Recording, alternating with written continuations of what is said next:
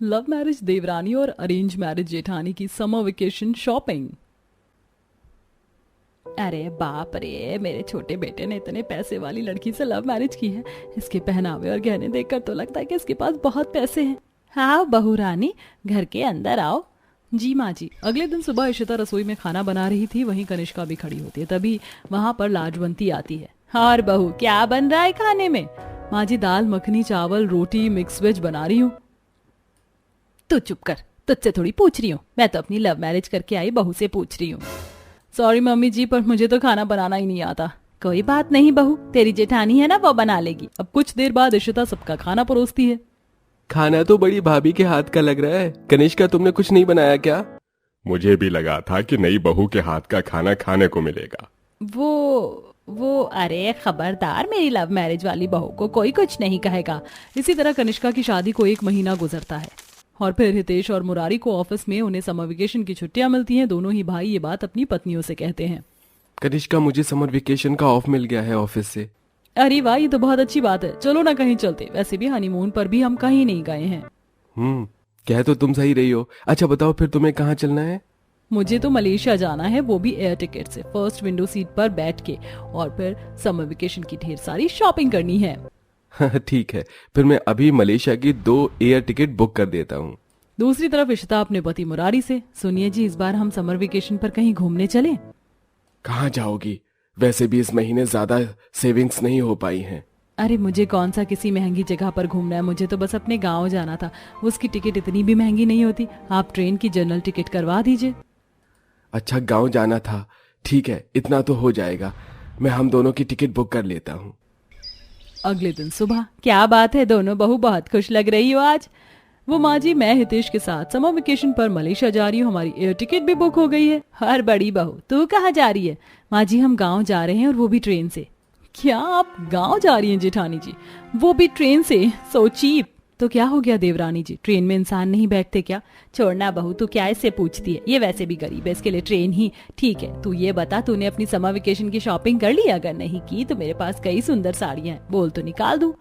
क्या साड़ियां? नहीं नहीं माँ जी, बिल्कुल नहीं। मैं समर वेकेशन साड़ियां नहीं, शॉर्ट्स लूंगी और उसके मैच का फुटवेयर ज्वेलरी भी।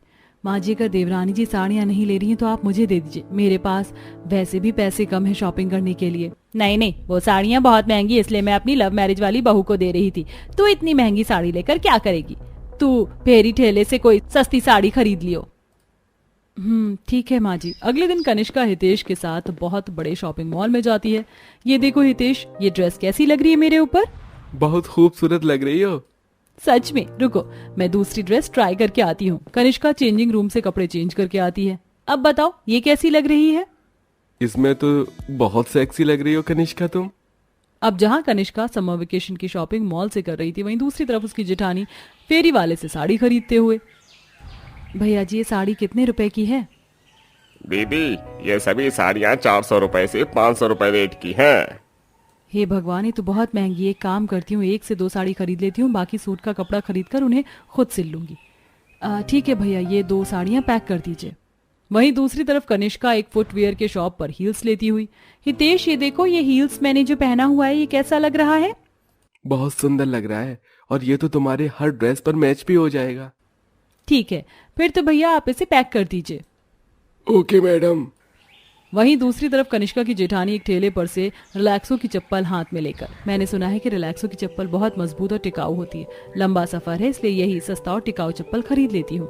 कुछ देर बाद दोनों देवरानी जेठानी शॉपिंग करके घर आती है और कनिष्का के हाथ में महंगे महंगे शॉपिंग मॉल के पॉली बैग होते हैं, वहीं दूसरी तरफ उसकी जेठानी के हाथ में सस्ती पन्नियों के थैले होते हैं। अरे वाह बहू, तूने तो लगता है ढेर सारी शॉपिंग की अपने समर वेकेशन की। और इशिता, तूने क्या क्या शॉपिंग करी? ज्यादा कुछ नहीं माँ जी, ये 2 साड़ियाँ ली हैं और ये रिलैक्सो की चप्पल और कुछ कपड़े लिए हैं जिन्हें सिलाई मशीन से मैं खुद सिल लूंगी। आपने तो बहुत हल्की शॉपिंग की है जेठानी जी। इसके पास पैसे नहीं होंगे तो खरीदेगी कहाँ से? और वैसे भी मुझे इसका सामान कुछ खास नहीं लगा, मुझे तो मेरी लव मैरिज वाली बहू का ही सामान अच्छा लगा। थैंक यू माँ जी। इतना भी बुरा सामान नहीं खरीदा है इशिता बहू ने। अपनी जेब के हिसाब से सामान खरीदना कोई गलत बात नहीं। बहू, तूने जो भी खरीदा है वो बहुत अच्छा है। जा, इन्हें अपने कमरे में ले जा। इसी तरह अगले दिन इशिता सिलाई मशीन पर अपनी साड़ियों के ब्लाउज और कुछ सूट सिल रही थी। ब्लाउज तो सी लिया है, बस ये 2-3 सूट और फिर उसके बाद मेरे समर वेकेशंस की शॉपिंग पूरी हो जाएगी।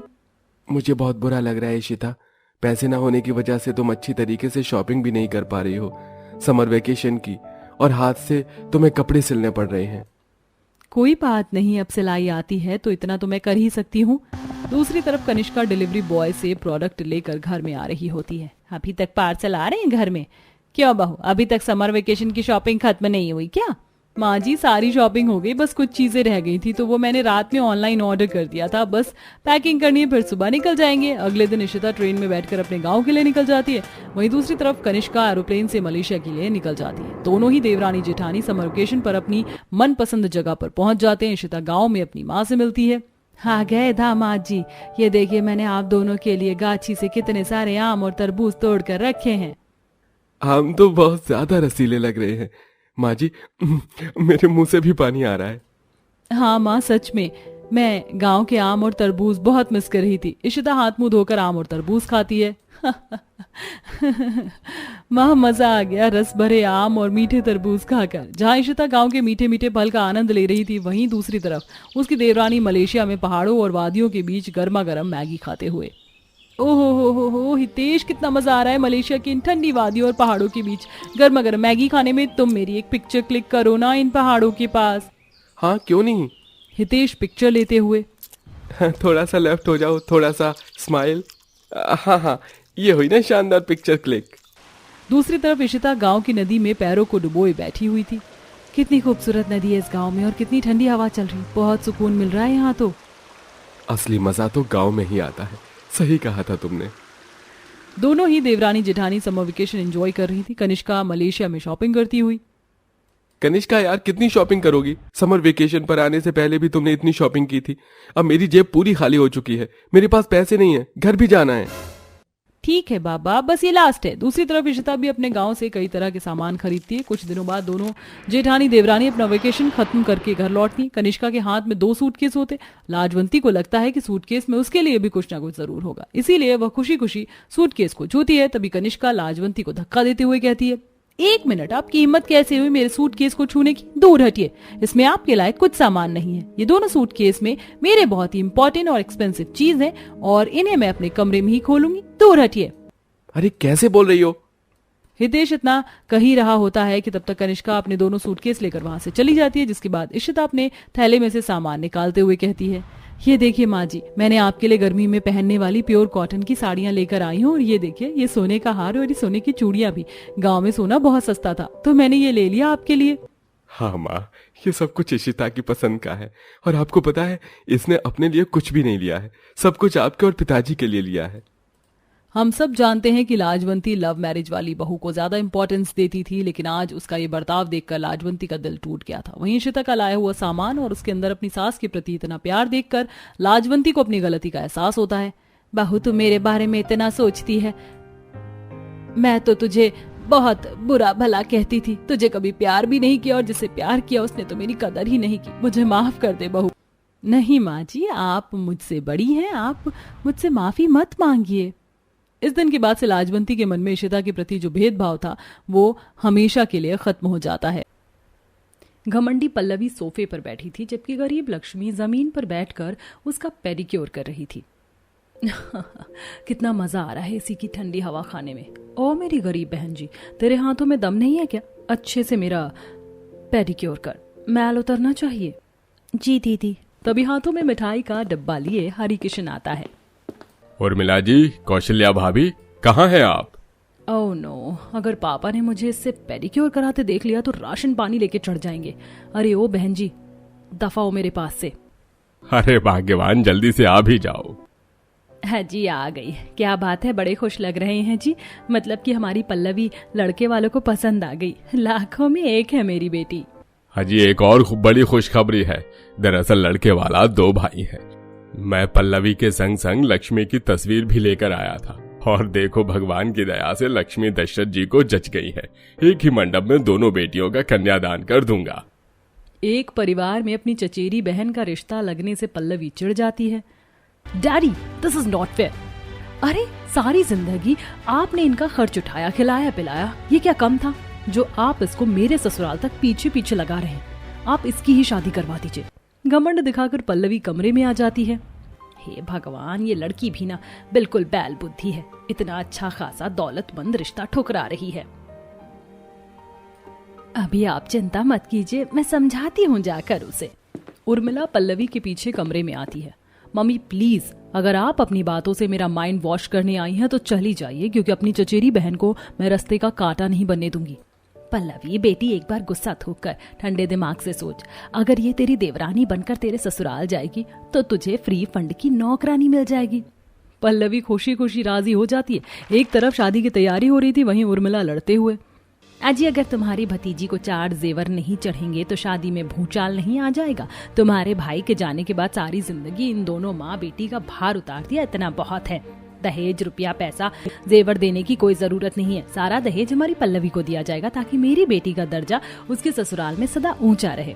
उर्मिला की ये बातें दरवाजे के बाहर खड़ी कौशल्या सुन लेती है और भराई आंखों से अंदर आती है। भाई साहब, आप मेरी लक्ष्मी का कन्यादान कर रहे हैं, इतना काफी है।